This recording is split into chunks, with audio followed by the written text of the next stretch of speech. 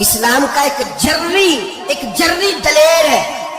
اسلام کو ایک ایسا ثبوت اللہ نے عطا کیا ہے کہ یہودی کہتا ہے اگر 6 مہینے یہ شخصیت دنیا میں اور رہتی تو شاید دنیا میں کوئی کافر نہ بچتا.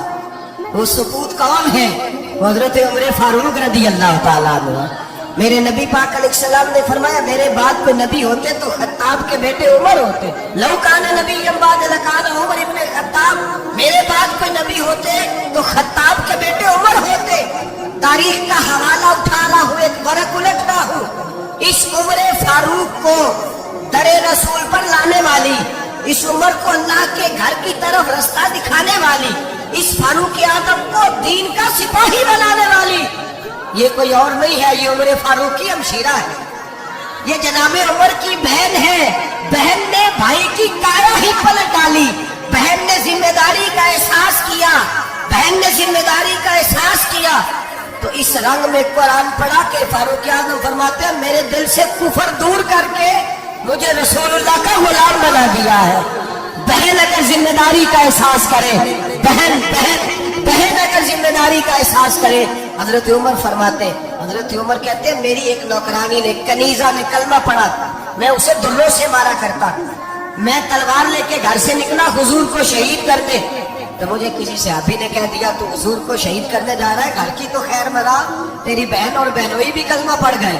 کہتے میں گیا، باہر دروازے پہ تھا تو میری ہمشیرہ اندر قرآن پاک کی تلاوت کر رہی تھی. فاطمہ بنت خطاب، فاطمہ بنت، کتنا پسند ہے یہ نام صحابہ، کس نے رکھا ہوا ہے. فاطمہ بنت خطاب تلاوت کر رہی تھی. سعید بن زید بنوئی بھی تلاوت سن رہے تھے. فرماتے میں نے قرآن سن لیا، دروازے پہ دستک دو جی. بہن نے دروازہ کھولا، قرآن پاک کے صفحے چھپا دیے. کیا کر رہے تھے تم لوگ؟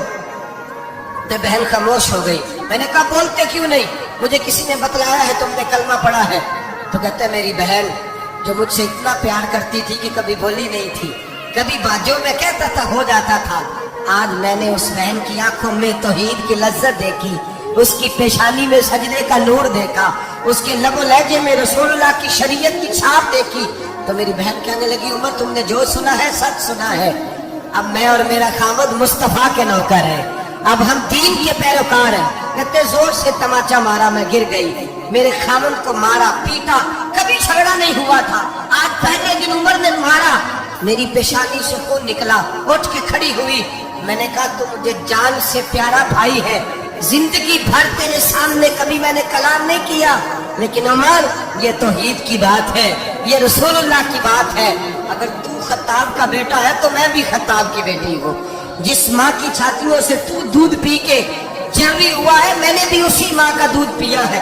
جتنی طاقت ہے تو لڑا لے، جتنی ہمت ہے تو مار لے، لیکن اب میں رسول اللہ کا دامن نہیں چھوڑوں گی.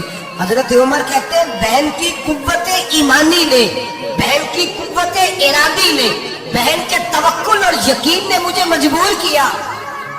میں نے کہا میری بہن کے دل میں اگر کوئی بات آئی ہے تو اس میں سچ ضرور ہوگا، اور اگر بہن بھائی کو اس دلیری کے ساتھ نس دے رہی ہے تو اس کے اندر کوئی نکھار ہے. میں نے کہا لاد رات کیا پڑھ رہی تھی؟